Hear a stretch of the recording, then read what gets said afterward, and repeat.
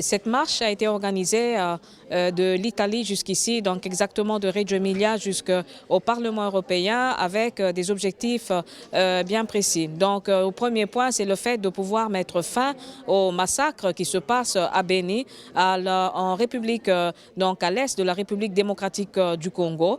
Et les marcheurs sont arrivés jusqu'ici pour demander à ce qu'on puisse emmener en justice les responsables de ces crimes de masse.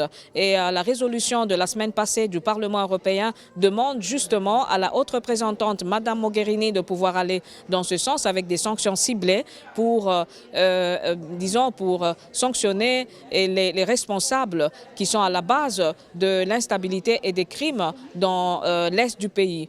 Les marcheurs sont ici aussi pour demander qu'on puisse avoir finalement la paix. Il y a nombreux d'entre eux ont demandé qu'ils puissent avoir la paix. Le Parlement européen, ensemble avec les institutions européennes, travaille et demande à l'Union africaine de pouvoir s'impliquer directement, de pouvoir être acteur aussi et protagoniste du processus pour la paix en République démocratique du Congo, c'est-à-dire la fin de ces massacres et qu'on puisse aller jusqu'à la fin et surtout qu'on puisse emmener à la Cour pénale internationale ces criminels. Et je joins ma voix aussi au nombre de personnes, disons à de nombreuses personnes qui étaient dans la salle pour dire le 19 septembre, c'est une date très sensible, une date assez importante pour l'histoire de la République démocratique du Congo. Et il ne doit pas y avoir le troisième mandat pour le président sortant Joseph Kabila. Donc ma demande ensemble avec tout le monde, c'est qu'ils puissent respecter la Constitution et surtout qu'ils puissent écouter la voix du peuple. Les Congolais et les Congolaises doivent se réapproprier de tous les instruments de la démocratie en ce moment et instable et dans une situation instable en République démocratique du Congo.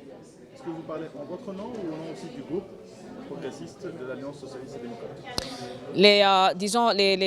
Les demandes et tout ce que j'ai dit jusqu'à présent, ça se trouve dans la résolution qu'on a présentée au Parlement. Donc, ce sont des propositions qui ont été votées par tout le monde et en premier lieu par mon groupe des socialistes et démocrates. Comme socialistes et démocrates avec notre président Gianni Pittella, on avait même envoyé une mission au mois de septembre par Madame Elena Valenciano pour aller enquêter justement sur ces crimes dans l'est du Congo. Les socialistes socialistes et démocrates sont beaucoup engagés sur ce thème de la République démocratique du Congo. Et donc, notre premier souci, c'est de mettre fin à ces crimes de masse et surtout d'emmener en justice tous les responsables de ces massacres. Et d'où j'ajoute aussi et je reprends le fait de la stabilité politique et qu'il puisse y avoir des élections libres et transparentes en République démocratique du Congo. Et surtout que le président et le gouvernement puissent respecter la Constitution. Alors, vous parlez de l'Est, un mot sur le Rwanda ou pas? Pour le moment, les enquêtes qui ont été menées est qu'à l'est du Congo, sur le territoire de Beni, Butembo et Lubero, on trouve des personnes qui proviennent de l'Ouganda, des personnes qui proviennent du Rwanda, des personnes qui proviennent du Burundi. Donc, dans cette crise et instabilité de la République démocratique du Congo, on peut le reconduire à une instabilité de toute la région. Donc, je crois que l'enquête qui a été demandée par les marcheurs qui sont arrivés jusqu'ici et l'enquête qu'on a demandée comme socialistes et démocrates et qu'on puisse savoir qui est derrière ces massacres. Donc je crois que s'il y a une enquête transparente et internationale surtout, ça doit surtout nous donner ces réponses.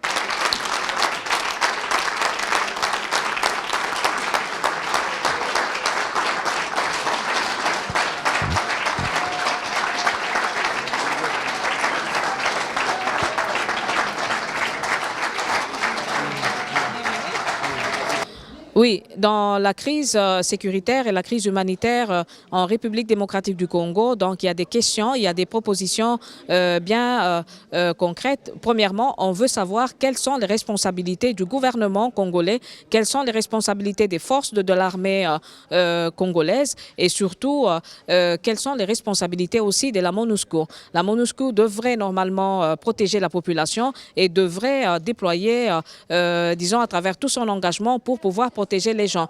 Donc nous, qu'est-ce qu'on a demandé et qu'est-ce que les gens demandent? Les responsabilités, les responsables derrière tout ça et surtout celui du gouvernement et des forces de l'armée.